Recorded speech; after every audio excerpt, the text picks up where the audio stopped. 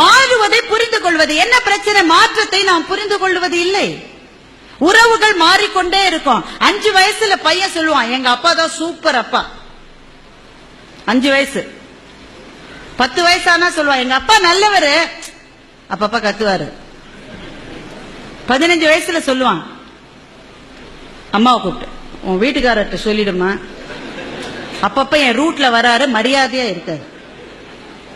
20 வயசானா பையன் சொல்லுவான், எப்படிமா இந்த ஆள போய் நீ கல்யாணம் பண்ணிட்ட? அப்படின்னா பையனுக்கு 20 வயசுன்னு அர்த்தம்.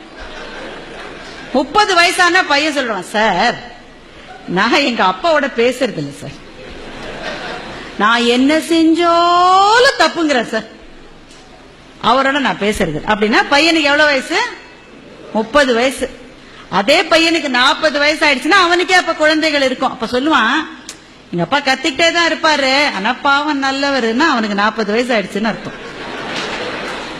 அவனுக்கே 50 வயசு ஆயிடுச்சுன்னா சொல்லுவான், அந்த வறுமையிலேயே எங்க அப்பா எங்களை எப்படி வளர்த்தார் தெரியுமா, மை டாடி இஸ் கிரேட்.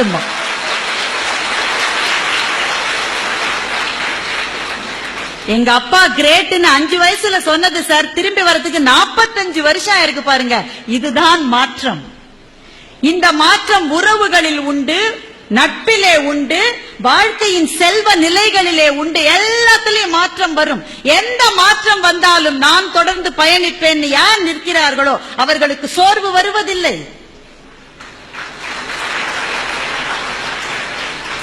மாற்றங்கள் இருக்கின்றதே, அது நதியிலே கலக்கின்ற கழிவை போல. எந்த கழிவு கலந்தாலும் ஓடிக்கொண்டிருக்கிற வரைதான் நதி. கழிவு கலந்துட்டாங்களே, அது நின்று போச்சுன்னா நாற்றம் பிடித்த குட்டையாகி விடும். அது